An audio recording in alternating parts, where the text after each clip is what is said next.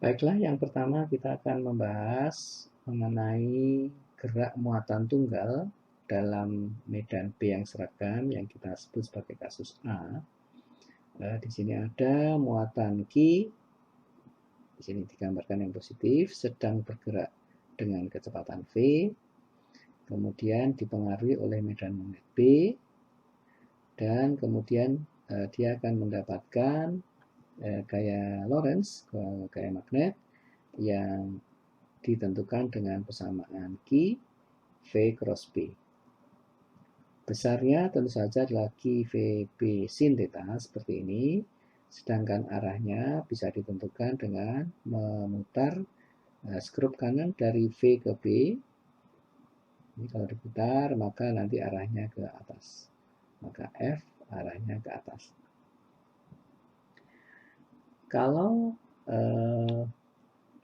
muatan tunggal ini ada di dalam medan magnet yang seragam seperti ini, lalu keduanya atau V dan B-nya saling tegak lurus, maka yang terjadi adalah muatan ini mengalami gaya Lorentz Q VB karena V dan B saling tegak lurus, maka sin theta sama dengan 1, sehingga kemudian muatan ini akan bergerak melingkar seperti itu.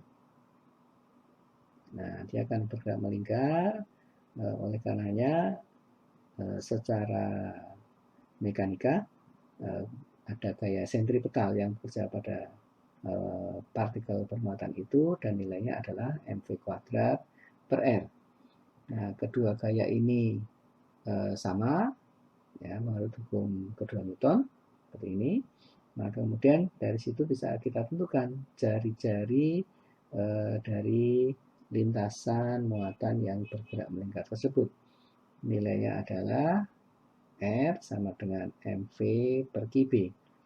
Kita lihat kesebandingan antara R dengan 4 besaran ini, makin besar M atau makin besar V, maka jari-jari semakin besar, makin besar Q atau B, maka jari-jari makin kecil. Itu bisa kita lihat dari kesebandingannya. Sementara itu, secara umum sebenarnya gerak partikel dalam medan magnet, apabila partikel itu bergerak dengan sedikit menyudut terhadap medan magnet yang seragam, maka lintasannya berbentuk helix seperti ini. Ya, bukan lingkaran, tetapi dia akan bergerak helix. Ya.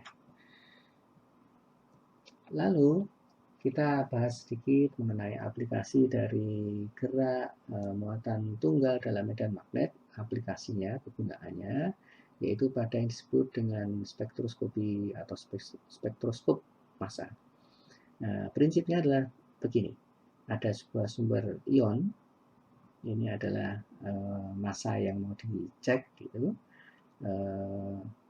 Dia menghasilkan ion bermuatan, ini misalnya plus Q, diberi tekanan listrik, karena dia plus, diberi beda tekanan seperti ini, kemudian dipercepat, kemudian sampai di sini dia mendapatkan gaya magnet, medan magnet seragam, seperti ini, ya, dengan arah menuju bidang, menuju kita. Nah, kemudian dia akan berbelok, mendapatkan gaya Lorentz, akan berbelok, kemudian dia akan jatuh pada detektor yang dipasang di kanan ini pada posisi tertentu yang jaraknya adalah X. Nah, jika kita terapkan persamaan jari-jari yang sebelumnya, maka kita dapatkan kesebandingan antara X yang merupakan 2R ini, X kuadrat, itu bisa dipakai untuk menentukan berapa massanya. Itulah sebabnya prinsip ini bisa dipakai untuk menentukan massa dari sebuah ion. Kemudian yang berikutnya kita lihat yang B. B kita bicarakan mengenai gerak muatan banyak atau arus listrik ya, dalam medan seragam B. Jadi ada B seragam yang arahnya meninggalkan kita, masuk bidang, Kemudian ini ada muatan plus bergerak ke kanan. Nah, karena kita bicara arus listrik, tentu arus listriknya bergerak kebalikan. Karena pembawa muatan arus listrik adalah yang negatif. Nah, muatan plus ini mendapatkan gaya ke atas. Anda bisa exercise, ya. Kalau diputar dari V ke B sana, maka nanti akan mengarah ke atas.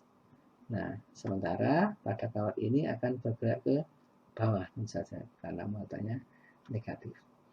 Anda bisa memperkaya pengetahuan mengenai gaya pada arus listrik pada B seragam ini dengan melihat tayangan YouTube seperti ini di sini.